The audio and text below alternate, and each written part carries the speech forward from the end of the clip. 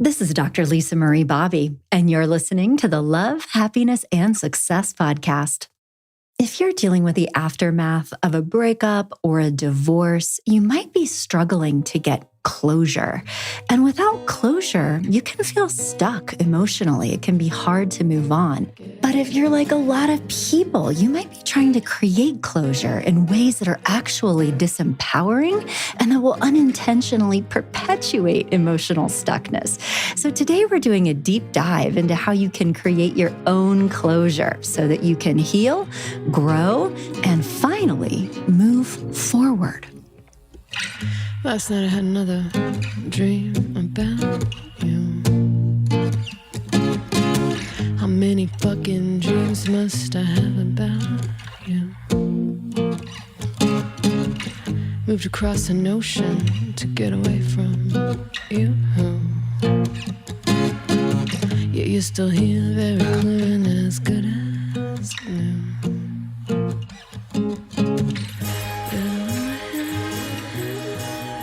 We're listening to Sophia Bolt with her song, Get Out of My Head, which I chose possibly for obvious reasons. But, today we're talking about how to create your own closure for the purpose of getting that person out of your head once and for all so that you can have mental, emotional freedom and really move on with your life. And closure will bring you that. So awesome song. I felt it was appropriate for today. An awesome artist. Isn't she great? So you can go and check out what Sophia Bolt is up to on her Bandcamp page. It is Sophia with an F. So SOFIA Bolt, sophiabolt.bandcamp.com. And again, this track is called Get Out of My Head, but she has all kinds of great stuff. So you can go learn about her, see what she's up to, maybe catch her out on tour and have a good time. All right. And so, hey, real quick, before we dive into this topic, I do want to thank you for reaching out to me. I've had so many people get in touch through my website, growingself.com, through Instagram, just letting me know, what's on your mind, what's going on in your life, what would be helpful for you, for me to be talking more about on this show. And I've had a number of you reaching out, with this question, like, why am I still thinking about my person? What do I need to do? And so I just want you to know that that's where this podcast is coming from, is in response to your questions, because we are co-creating the Love, Happiness, and Success podcast together. So thank you for getting in touch with me. And if you have other follow-up questions or things that you want to know about, I am here. I make these for you. So please do let me know what's on your mind. And so with regards to closure, we have talked a lot on this podcast. I've written many articles, heck, a whole book on the subject of how to heal after a relationship loss, because there is a lot going on. And unfortunately, even in my profession, I'm a licensed psychologist, I'm a licensed marriage and family therapist, and learned zero things about the nature of love and really practical ways to help people heal after heartbreak through a traditional psychology and mental health degree, because mental health practitioners are trained to diagnose and treat mental health conditions. And the things that happen to us after we lose a relationship are not pathological. They are not abnormal. It's a very normal and expected response to loss that we go through. But I think as such, it's not one that has been well understood or well studied. And so in my career, as I was counseling people who are going through this, and I was observing them being stuck and not knowing how to move on, and I was feeling stuck as their helper, like, oh my gosh, what can I do to help them start moving forward? It led me to do a lot of my own research, and because I am a card-carrying nerd, and I, before I went to counseling school, I actually did a biology degree. I actually really found the answers to understanding what was happening for my clients in a much more effective way of helping them move forward through biology, actually, rather than psychology, because there is a lot that's happening when it comes to attachment bonds, relationship formation, perpetuation, and ending that are actually quite physiological in nature and that are tied into our evolutionary survival drives. And I won't go deeply into that right now because I've discussed it many times on past podcasts and other articles. But if you are interested to hear more about that, you can go to growingself.com, navigate to our blog and podcast. And from there, you will find, if you tap into the love collection, I have all my content organized into love, happiness, and success on the website. So go into the love collection and you will find a content collection that is all about heartbreak recovery. And there are all the articles that I have written, that other people on my team have written here at Growing Self. And I've also created a special Spotify playlist that's just embedded right in that page. So you can just find all the podcasts on that subject, go through them to learn more. And of course, there's, the Xoxo book. You can check that out too if you'd like to.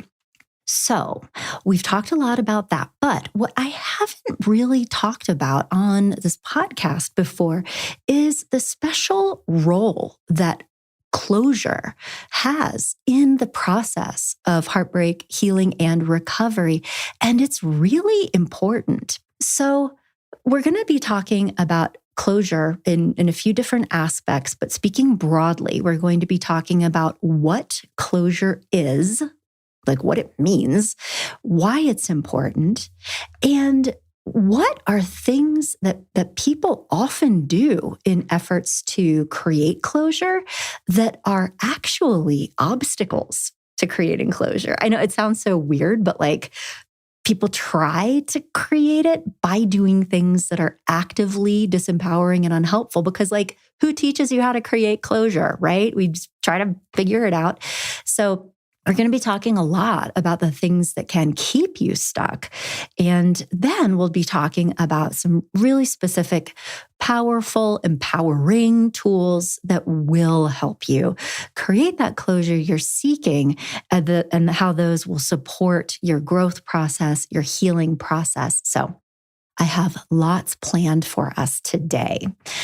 So first of all, if we dive into step one of this, what is closure? It is a word that gets thrown around a lot, but what does it even mean?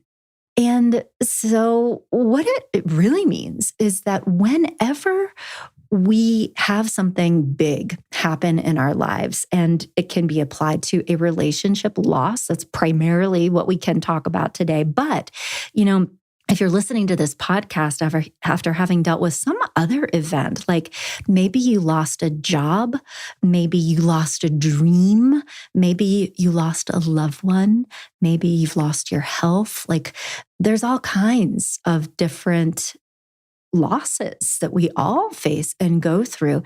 And closure is a very important stage of healing. It is part of how healing happens, is by creating closure. So what it is being able to create a narrative of what happened, being able to, in your mind, make sense of the experiences that you've gone through. It is putting things in order mentally, making sense of a situation, kind of putting things in line.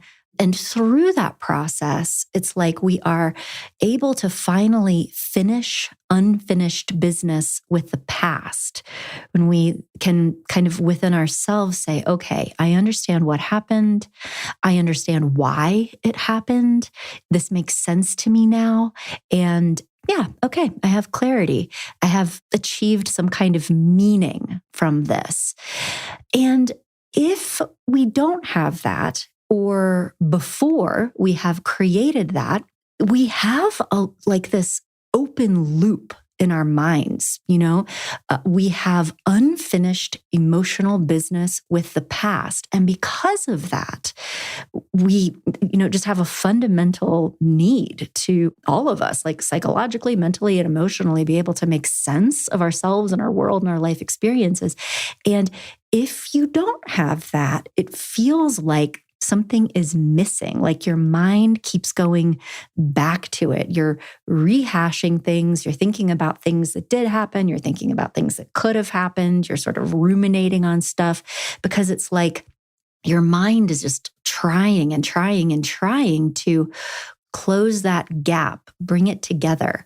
Our brains do not like being in an open space where things don't make sense. And so even if you're not actively attempting to create closure, subconsciously, your mind is still working away at that. And so that's why a lot of people report feeling like they can't stop thinking about their ex, or they're rehashing things, they're ruminating.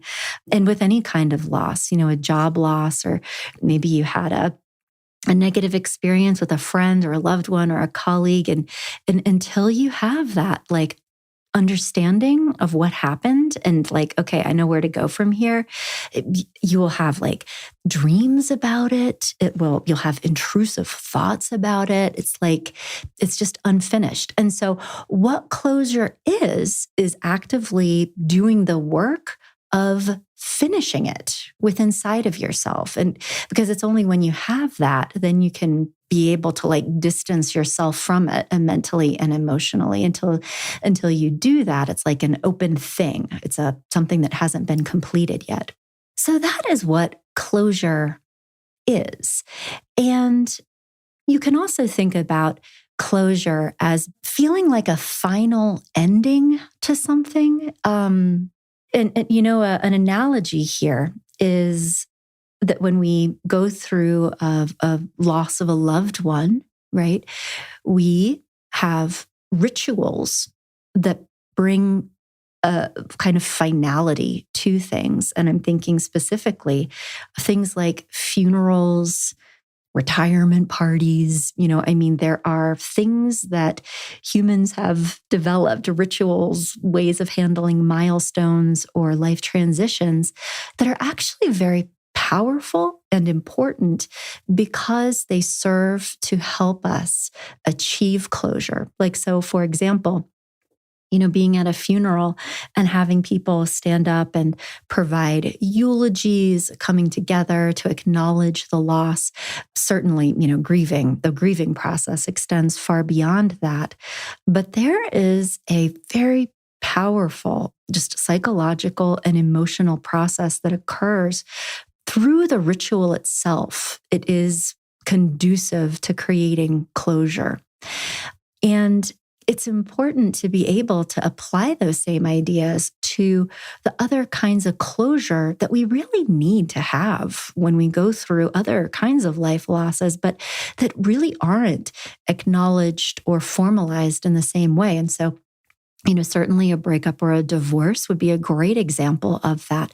But even things like, a pregnancy loss, losing a job, it would be wonderful if we could have funerals for all of those kinds of things. It's the act of being able to say goodbye, really in a structured way, and to have that loss acknowledged and to have space made for the fact that we really do need to spend some time thinking about what happened, processing it for ourselves, certainly having time to grieve and mourn what we have lost before we can feel mentally and emotionally ready to say hello to the next new thing. And so there are just so many different aspects of modern life where there aren't societally created constructs that provide those things for us. When somebody dies, it's expected that you have a funeral and you have people coming in and like, okay, let's plan this. And that is not the case with most other things in life. And so it's very important that, step one, you're understanding that whether or not it is a common thing that you feel like people do or that's expected of you. You do need it and deserve it, and will need to create that for yourself because it won't come from anywhere else. So that is one important thing to understand about closure in the context of category 2 kinds of losses that we can experience in our lives.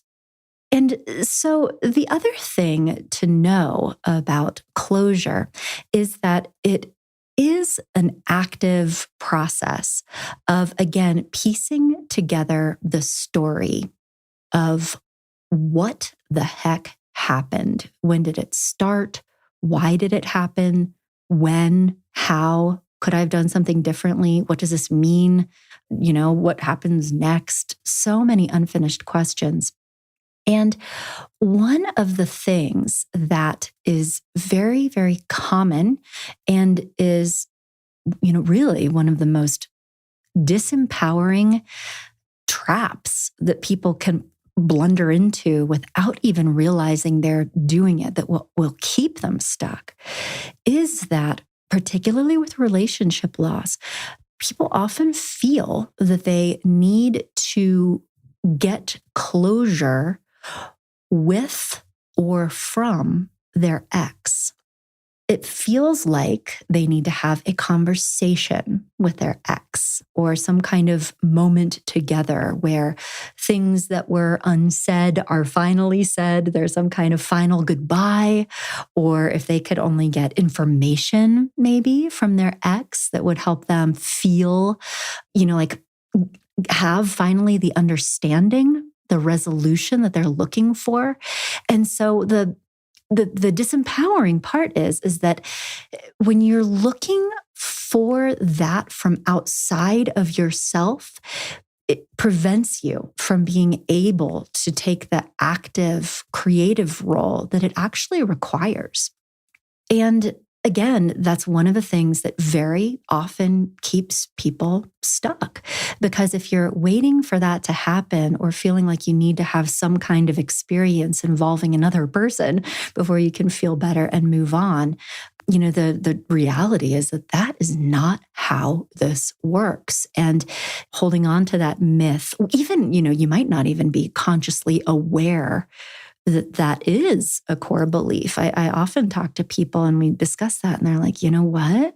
I have been feeling like I need that from my ex in order to be able to move on. But like that hasn't been a conscious thought in their head until we start talking about it, So, but if that is true for you, it feels like you can't close that loop on your own. You're waiting for somebody else to provide meaning, context, for somebody else to give you the answers that you're looking for. And it is just one of the biggest reasons why people stay stuck in this. And so today, I really want to be sharing lots of ideas of things that you can do to take your power back and create that closure for yourself and not waiting for somebody else to give it to you, because it's your process. You need to put the pieces together. You need to be writing your own story. And, reality at the end of the day is always a subjective experience. For all of us, we need to create our own stories, decide for ourselves what things mean. There is no way of, no healthy ways of having that given to you. That is part of being a healthy, growing person, is figuring out how to do that for yourself and then practicing it regularly. Because everything that happens is always filtered through our own mental narrative.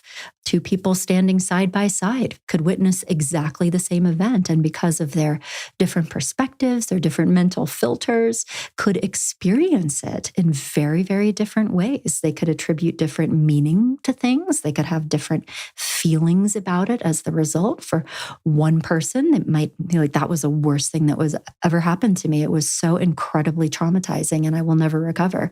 And the person standing right next to them will say, that was hard. And, I learned a lot and I'm grateful for that. And, I'm actually stronger as a result. And it wasn't a horribly horrible experience. It actually, helped me move forward.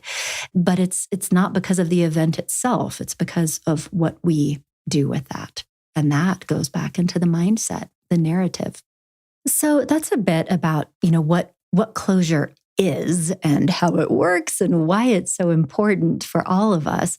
But now I would also really like to talk about some of the obstacles to actually achieving closure that many, many people stumble into and that make them get stuck, but without even realizing it. Because I think that all of the obstacles come from our instinctively trying to create closure in ways that just feel like what we need to be doing, but that are actually unhelpful. I'm afraid this isn't making a ton of sense. All will be revealed. Let's just jump right into it. That the biggest obstacles for actually getting closure are typically either seeking external validation and or seeking justice, like needing emotional restitution from somebody else, or needing information that feels like it needs to be supplied by outside sources rather than your own internal process of meaning making and understanding. Speaking broadly, and there are other things that can happen too that we'll talk about, but those are the biggest things that will absolutely 100% of the time get you stuck and keep you stuck. So let's dive into that to understand it. And if we take them one at a time, first of all, that desire for external validation. And what I mean by that is, when we want/need external validation, it means that we are looking for confirmation that our way of looking at things, our life experiences, our interpretation of events are shared and also confirmed by other people. And so it can be wanting, it feels like wanting other people to agree with us or support our own, self-understanding. Like, that was really horrible, wasn't it? And have somebody else say, yes, that was horrible. That would be like we're seeking that validation for our own experience. But particularly if this is coming up for you around like a relationship loss, if it's a desire to have your experiences or your feelings validated by your ex, to hear them say something like, you were right, I was wrong, here are the mistakes that I made in this relationship. Believe it or not, that can be a real sticking point for people. It's almost like they need to have that from their ex. And it feels like until they do, they cannot move past it. And why this will get you stuck is because whenever we go through a relationship loss, and there's a biological basis for this, as I've discussed on other programs, but relationship loss biologically creates a drop in our self-esteem, believe it or not. Our self-confidence, our empowerment even is diminished physiologically, biologically, when our attachment bonds are threatened or broken. And there are reasons for this. I won't go into a lot of detail, but again, our attachment bonds are related to a very deep evolutionary survival drive, and it is not conducive to human survival in a historical sense to be empowered and like, screw you, I'm out of here. In 50,000 years ago, that would very quickly have resulted in swift death because humans need to be part of a tribe, a collective, a family to survive in like the natural world. In modern life, those things are different. You can end a relationship or leave your tribe and go somewhere else and not be, taken out by a saber-toothed tiger 15 minutes later. But the artifact is still there in how we feel emotionally. So whenever we're going through a relationship loss, the natural and normal response is to question one's judgment, question one's worth, blame oneself. Was I right? I was probably wrong. And that is part of what makes us vulnerable to feeling like we need external validation, is because we're not really trusting our own judgment in those moments. So I think just understanding that in itself can be validating and empowering. Because even though you may be feeling like you need that from somebody else, you don't have to get tricked into believing that that feeling is true. So I just wanted to say that out loud. And then another thing that will often create stuckness or disempowerment for people, which actually feels very powerful, sort of the flip side of the same coin, but in response to that threatened or real attachment loss, we can also have like there's fight or flight. We can also go into fight, right? And that comes up in these feelings of anger. How dare you? I want justice. I need an apology. I am so mad at you, and I require emotional restitution before I can let this go. It's like you need to have something done almost in order to feel like you were, the word that's coming up is like paid, but paid back. Do you know? It's like you're owed something from another person. And until you get that, you just can't mentally or emotionally drop it. And that is a tricky one, because there is also a time and place for legitimate anger. I am all for that. And you may have experienced things over the course of this relationship or a job, or some kind of really traumatic situation where feeling angry about it is really, really healthy and good.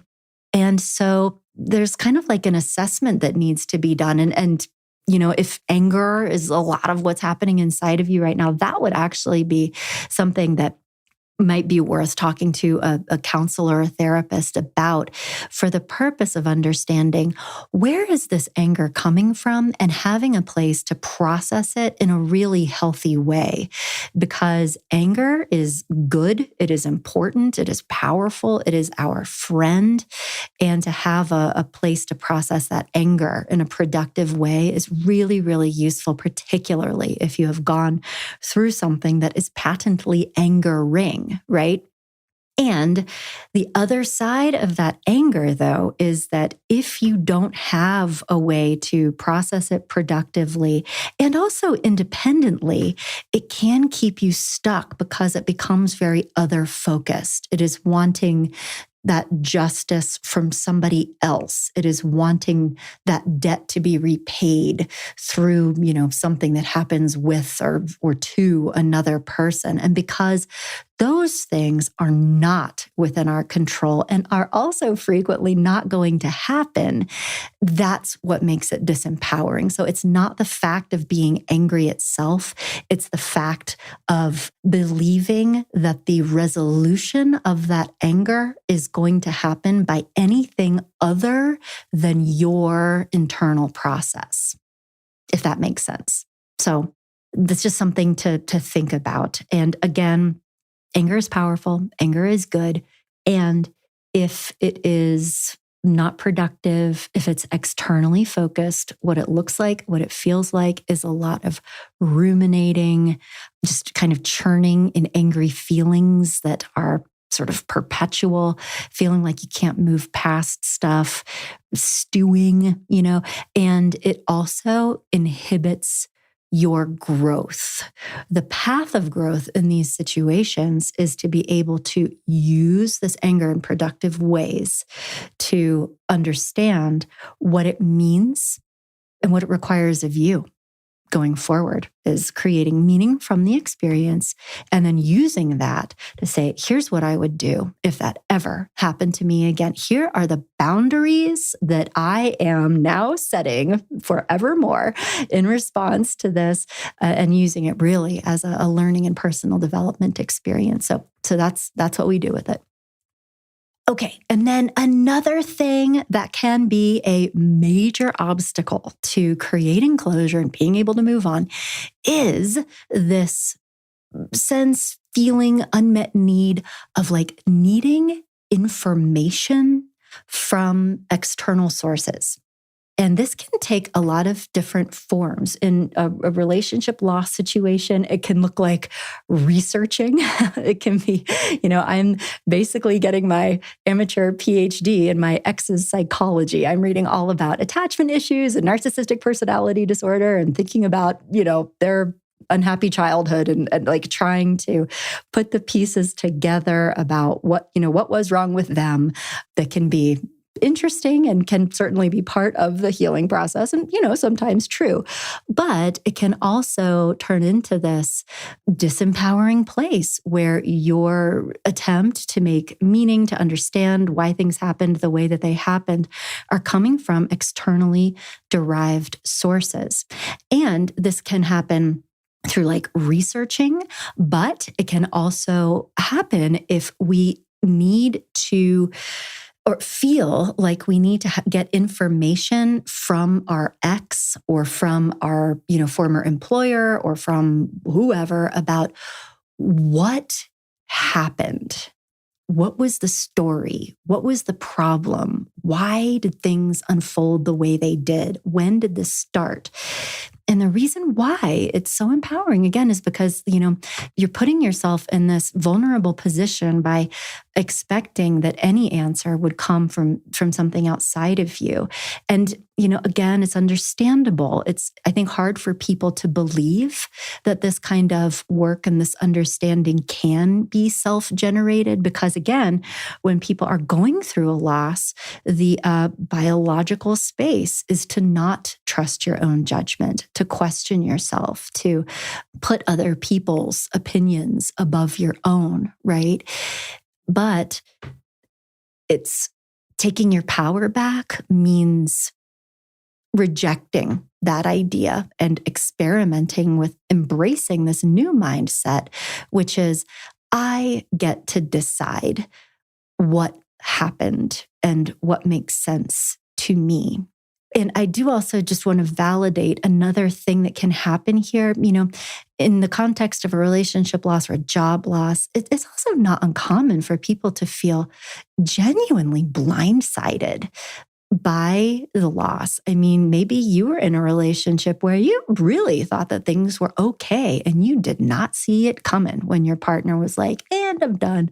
Or if you got laid off or fired in a surprising way. I mean, there's like a shock component.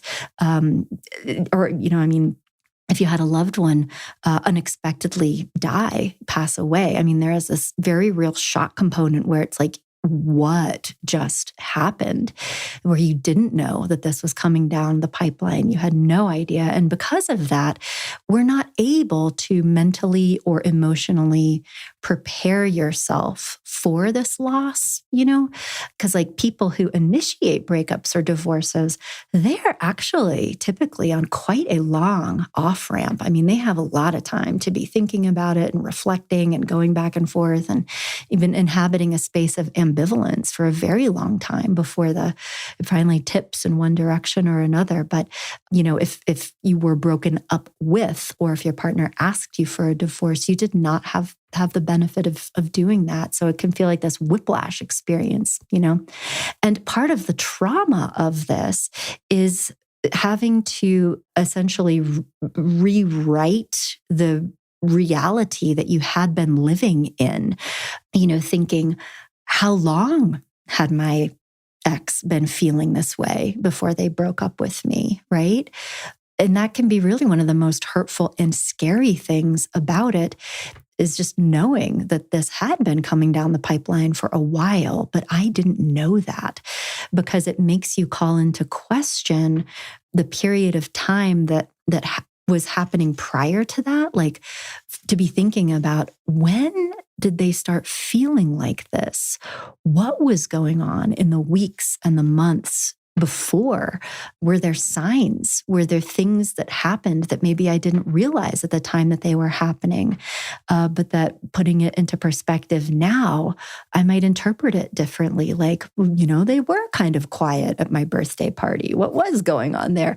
And so it's making sense of things that really does require this reinterpretation of your lived experience, because maybe at the time, again, if you had no idea what was going on, it calls into question the way that you experienced reality, and that reality itself needs to be rewritten. And so that can turn into this impulse or this desire to have conversations with an ex or a boss or, other people, to get them to tell you what was going on with them at the time, what led to their decision, what it was, what it wasn't, right? Because we genuinely don't know. But again, why this becomes so disempowering and will keep you stuck is because the desire to have that information and to, yes, probably would help you achieve closure if you got that sooner rather than later. But the reason that you aren't going to get that is because of the relational dynamics themselves. So, for example, as often is the case, your ex may not be even remotely interested, able, or willing to have conversations with you that would be productive and helpful and that would assist you in your healing process.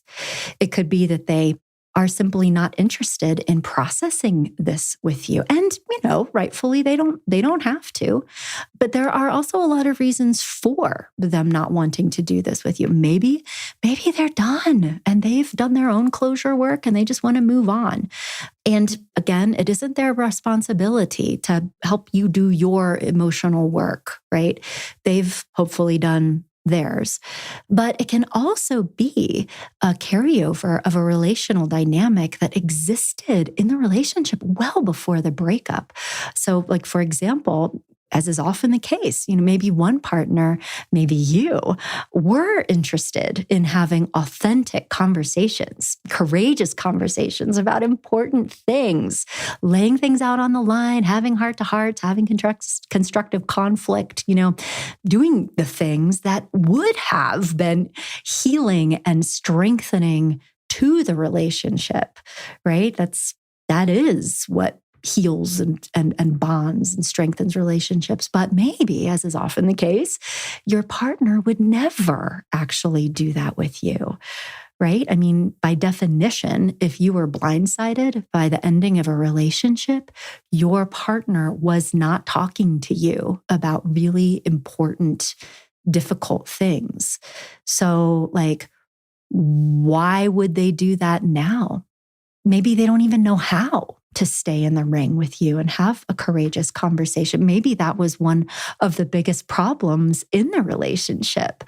Maybe your partner was always kind of avoidant, or if you tried to talk about things, they would shut you down. They would get defensive. They would deny, or it would disintegrate into an argument where you couldn't actually have a conversation that allowed you to understand things and process things together. And that was true about the relationship. But now here you are in the aftermath of the relationship. And if you want to do that with your partner now and feel like you're stuck until you can have that with them, you are going to stay stuck because it didn't happen then, not going to happen now. And, it's really the empowering part here that I want you to take away, is not feeling frustrated about what I'm saying, but rather, looking at the alternative, which is you get to write your own story. You get to make sense of what happened. You get to put your own puzzle pieces back together. And another reframe here is that I'd like to offer you is that, not being able to have a closure kind of conversation with your ex, it may actually be evidence that the relationship wasn't sustainable. And so that in itself right there could be an important piece of information for you to put into your closure narrative.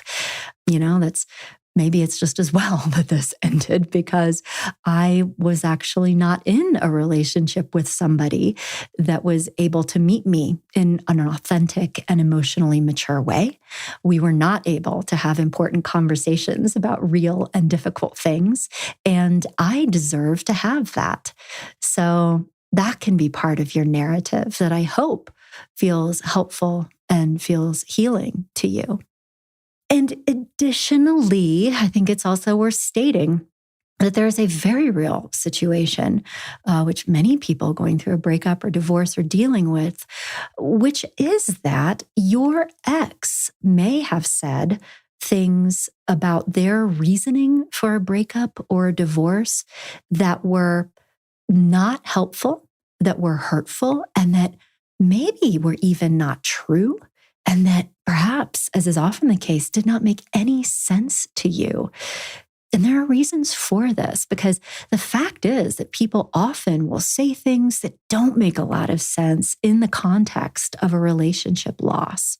Again, maybe it wasn't a relationship where there was already a lot of effective talking or communicating, so that maybe you got like mixed messages from your ex, which is often the case. Maybe your ex gave you false hope about reconciling or, said things about their own experience that don't quite square with you, which is really common because, again, people who end relationships are often quite ambivalent themselves. And I know this because I've talked to many of them. People will often feel guilty about ending a relationship, even though they're pretty sure that this isn't the relationship for them. They have reasons for leaving. They don't hate you. They're not mad at you. They don't want to do it anymore.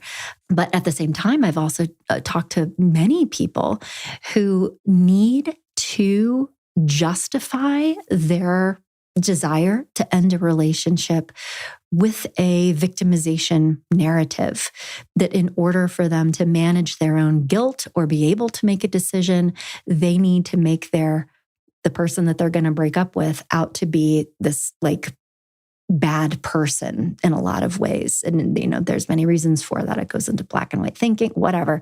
But, these are all reasons why you should not be looking to your ex for information that will help you make sense of your own lived experience and that will be helpful, because your ex may not even know how they're really feeling or fully understand why they did what they did.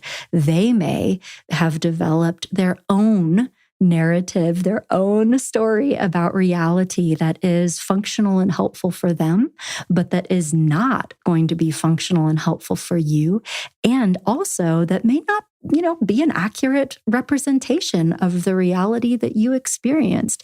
Going back to this idea that we are all creating our own reality, our own stories. And so by looking to your ex or really any other person for their story about what happened is so disempowering to you. Other people are not more insightful than you are. Other people don't have more information necessarily. Other people are also still trying to figure it out. So for you to be substituting anybody's opinion, feelings, perspective, or reasoning for your own will always create disempowerment and stuckness for you. So these are all things that can and will keep you stuck and prevent you from creating closure. Now, let's turn to the next piece of this, which is, now that we understand all the things not to do, right? Let's talk about the things that will actually be helpful to you in creating your own closure, taking your power back, writing your own story so that you can get what you need, what you genuinely and legitimately do need, but, in ways that allow you to do this on your own rather than looking outside of yourself for this. Okay. So there's actually one other thing that I need to mention about closure before we move on, just really briefly. It can also be true that people will get stuck and unable to achieve air quote closure because their desire for closure is actually a desire to open things back up again with an ex, or to have another chance at a job, at a boss, with a, relationship, with a former employer, with, if anything, it is a fantasy, a desire to get external closure. Like, we just need to meet and talk about what happened. I need to have these questions answered, XYZ, can be your little brain rationalizing this very deep desire to reconnect that attachment bond. Our brains will come up with reasons why we need to do all kinds of things that are easy to believe, easy to get tricked into, and are just, putting a rationalization on top of a very, very, very deep feeling that is coming from this totally other part of our brain. So a desire to reconnect, to reattach, feelings of love, feelings of missing someone. These are all very deep and powerful emotional states. And they can, because they're feelings, like, they're not often communicated to us as words, right? Because they're feelings, they're coming from the super deep part of us. And so what our thinking brain does is translates these big, giant, deep feelings into reasons why we need to do something in order to kind of gratify these feelings. And so, with sometimes wanting closure, the external closure actually means that you're still hoping for restitution, resolution. You really want on a deep level to reconnect with your ex. And so the fantasy of a closure conversation is just an opportunity to re-engage with them. And so I just wanted to mention that, because if you're not consciously aware of that going on, it will also keep you stuck. So for what it's worth, I just wanted to say that out loud. And if you do discover that that is true about yourself, I would invite you to go and check out some other podcasts that I've done about the stages of healing after heartbreak, because it means that you're just in an earlier stage of this than an earlier stage of the healing process that you need to move through before you will be able to create the closure experience that you're looking for. So we need to go a couple of steps back before we can go forward again. It's all right. Okay, so let's talk about how to take your power back and create closure. So to do the work, it requires being honest with yourself and introspective, and committing to creating a story that makes sense to you. And there are different ways of doing this.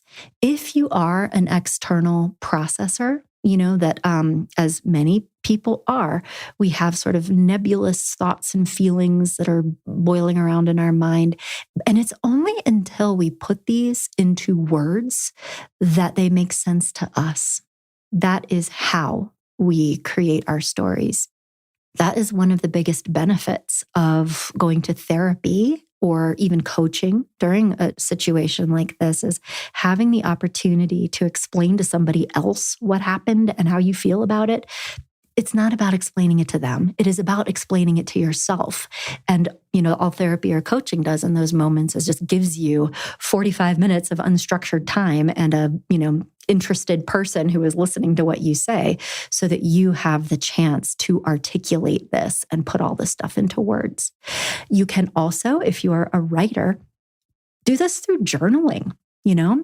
Questions to be asking yourself and answering through journaling is, what questions do I have? What are literally the things that I would like to know about? So, for example, what happened to this relationship? It started out so well. When did things start getting weird? When did my ex start feeling ambivalent about the relationship? When did their feelings about me start to change? What were the signs that maybe I could interpret differently? Maybe I didn't recognize what they were at the time, but in hindsight, what was that? And so like writing all these questions down in your journal and then answering them for yourself. Why did that relationship end? Here's what I think happened. Writing it all down. When did this change? You know what? It was about 2 years ago after XYZ happened, right? Writing it all down and answering those questions for yourself. And it's important that you're doing this because this is where empowerment comes from. And you know a lot about your own experience. You lived through it. And giving yourself the opportunity to tap into that wisdom and filter it through your own good judgment, your own values, your own meaning-making process, that is what will close this gap.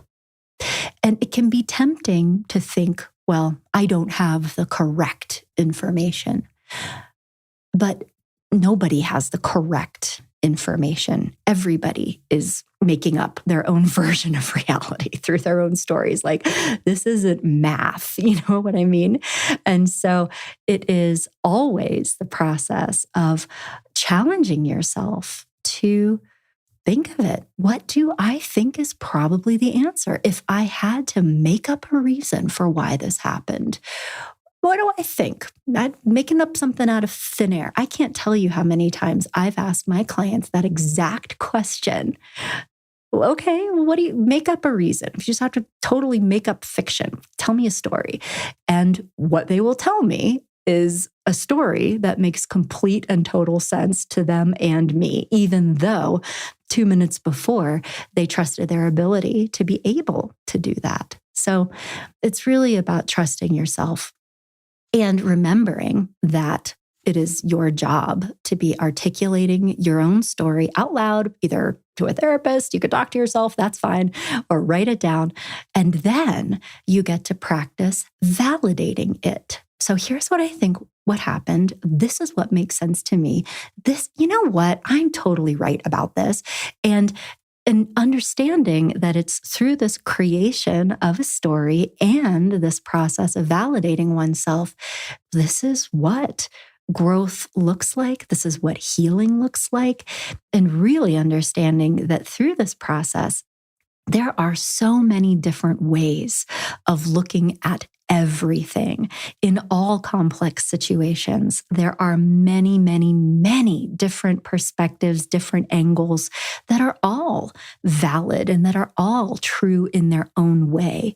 And that you get to decide the story that you like the best, the one that feels the best for you, the one that has the most positive impact on the way that you feel, on how in control you feel, on, what the story means about you and your self-concept and the rest of your life. Like when you create a story that brings you feelings of control and empowerment and inner peace and hope for the future, that is the correct story. That's the right one. And that is also the process of achieving closure. So it's really that simple. Other ways of supporting this meaning-making process, in addition to verbalizing it, writing down, a story that makes sense for you, practicing it, can also be closure-creating rituals that finalize the ending. For some people, I've had clients who have burned their wedding dress or set all their old photos on fire or deleted all the files that they had on their computer with pictures and stuff. I mean, whatever it is, there's a finalization, blocking the ex, taking their information out of your phone. There are a lot of ways of creating that for yourself that can support your sense of this is over. I am figuring out why it happened. And also being able to kind of create a milestone in time that is an official ending that can also be very helpful to our mental and emotional health in these situations. And then the other thing that I want you to understand is that as you are creating your own inner narrative, you are having the opportunities to reflect on what you are needing, what you're feeling, what you're wanting, and how you can give those things to yourself. Like, what do I want my ex to say to me right now? You were right, or I'm sorry, or that was wrong of me. What are those things? And now, how can I say those things to myself? How can I validate myself? How can I support myself and my own perspective?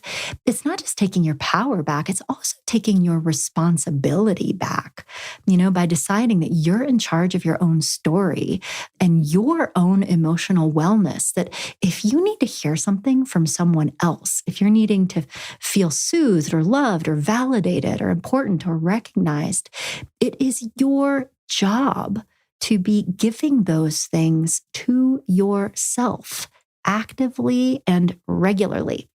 And to create that through yourself, we do this by the way we talk to ourselves, through the kinds of relationships we are having with ourselves, the way we are taking care of ourselves, through our own inner narrative, through our mindset, through our behaviors, right? And it can be anxiety provoking to think about this. And there can definitely be a learning curve because we don't have opportunities to learn how to do this until we're thrust into these kinds of situations. I mean, for many people, this is the first time when they've been challenged to start building these skills. And this is where this amazing growth opportunity comes from. I mean, particularly if you get connected with a good therapist or a coach who can help you be acquiring these skills and learning how to do this for yourself. Because once you do, it is incredibly liberating, not just for the process of getting past a breakup or a divorce, not creating closure. It is the development of skills to manage all kinds of different life experiences and to learn how to take care of yourself mentally and emotionally in all kinds of situations. And for me, this is often one of the most powerful and transformational gifts that my clients gain from going through challenging life experiences, a breakup, a job loss, many things, is that at some point along this healing journey, they finally realize that, if I'm going to get better, if I'm going to feel better, if I'm going to gain emotional freedom, if I'm going to get past this, here's what needs to be happening in my own head, my own inner voice, my own inner narrative. I need to be managing my feelings in a different way. I need to challenge and shift my unhelpful thoughts in a new way.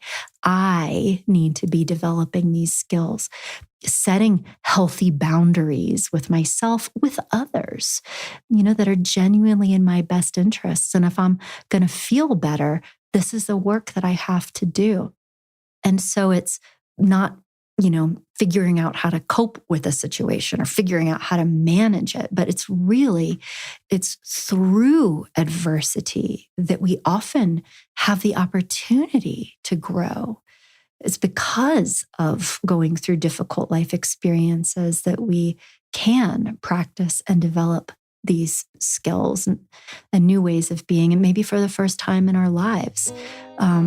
This is how we grow. And the cool thing is that once you do this, once you figure this out and begin putting these practices in place within yourself, these are yours to keep. You can bring them into any situation you like, of a new relationship, a new job.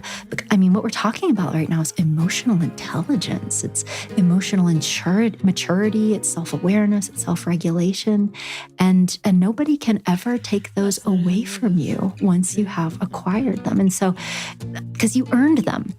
And this is just really amazing and powerful work on so many different levels. And I'm excited for you to do this.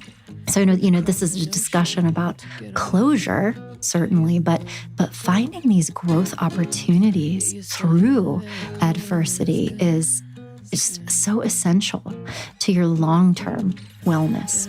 And so I just wanted to leave you with that idea. And I hope that this discussion has been helpful for you. I hope it's given you a new perspective, new insight into yourself, and also some direction on what to do with this. So as I mentioned, there are certainly additional resources for you on this topic and others related to breakup recovery, coping with job loss, emotional wellness, personal growth on the blog at growingself.com. You can come over, find the blog and podcast, and then start looking around in the different collections that I've prepared for you. You'll find more articles written by myself or other counselors and coaches on our team, little Spotify playlists of podcasts that I've put together for you. And I sincerely hope that you take advantage of all those resources because I make them for you, and it'll hurt my feelings if you don't use them. So come on over and check them out. And and I'll be back in touch with you next time with another episode. And in the meantime, here's more Sophia Bolt, sophiabolt.bandcamp.com. Take care.